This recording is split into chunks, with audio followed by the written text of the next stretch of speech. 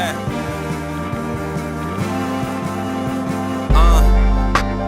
Bands will make a dance. My way with words will too. Yeah. I do this for my town. Welcome back to Unleash Your Spirit Part 2. Today we're going to be talking to makeup artist Andonnia, and she's going to remind us why being a lady should be popular again.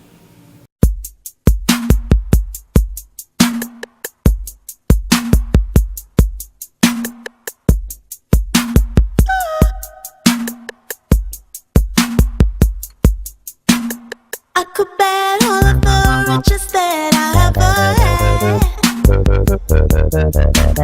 Rushing the night like a shark, babe, would it be? So starting off and being in makeup artistry for so long, how do you perfect your craft and stay up to date with the trends going on?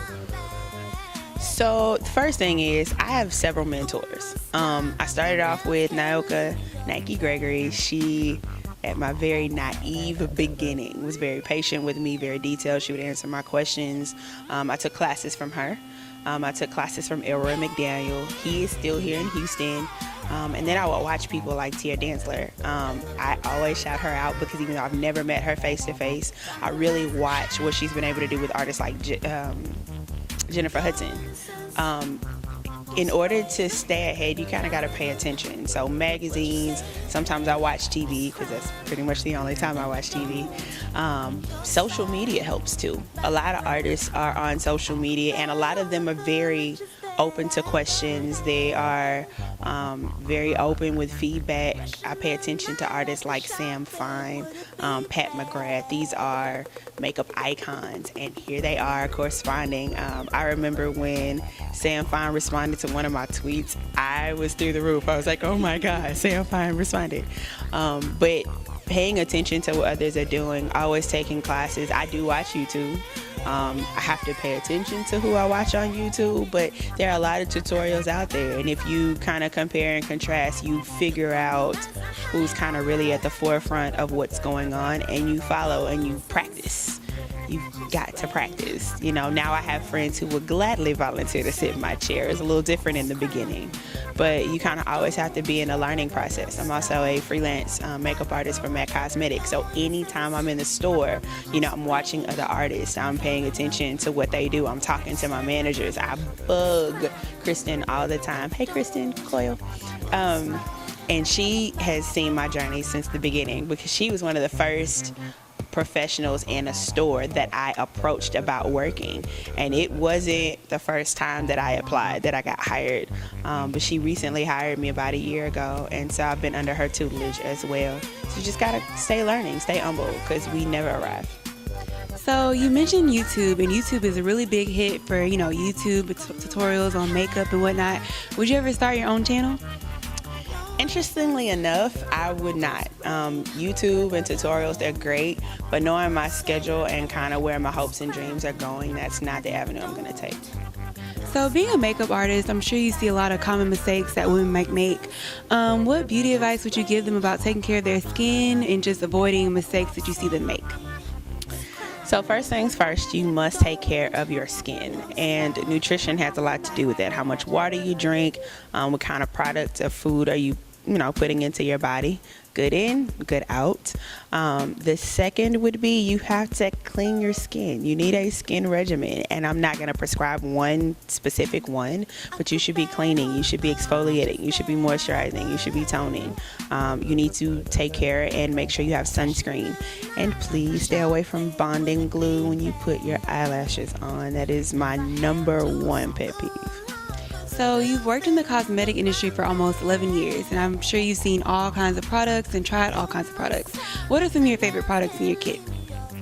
So first things first, you have to fall in love with a feature, and right now I am in love with my eyelashes, so my favorite products are mascaras. I actually have a Wet n Wild Mega Length mascara just for my bottom lashes. A lot of times I pay attention to the mascara wand because that actually helps or hurts you in application. If you have really long curly lashes and you have a really full brush, you're probably going to end up with a lot of mascara all over your eyes. So this brush is very narrow and it's really good for my bottom lashes.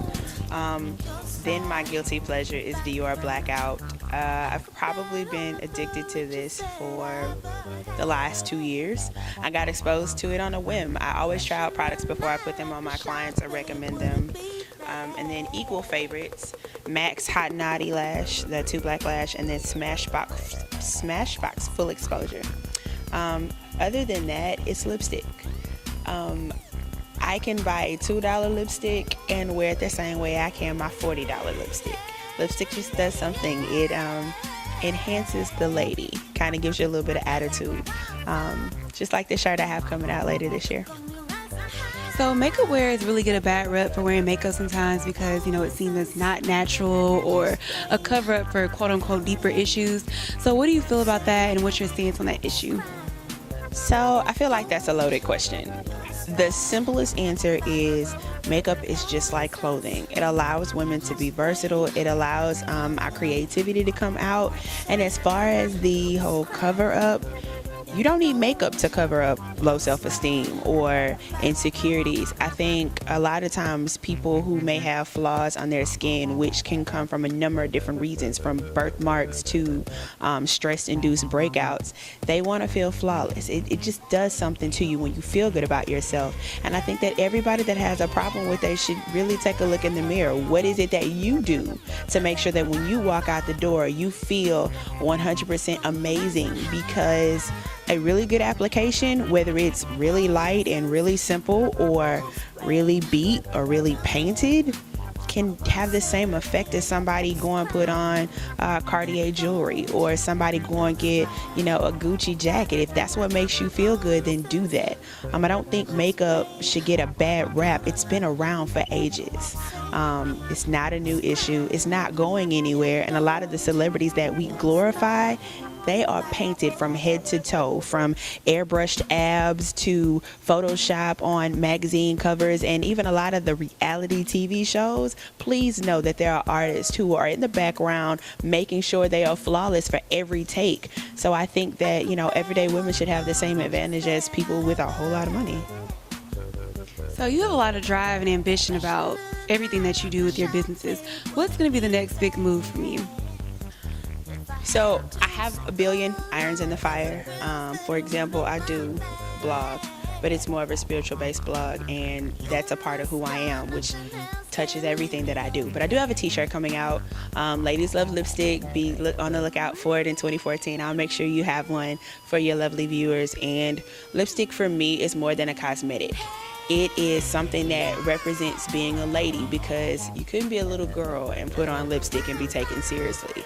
But it's something about that finishing touch, and that embodies character. And that's, one of the messages I want to make being a lady popular again. So be on the lookout for that really soon. Well, thank you, Andonnia, for joining us today and making being a lady popular again. Until next time, bon appetit.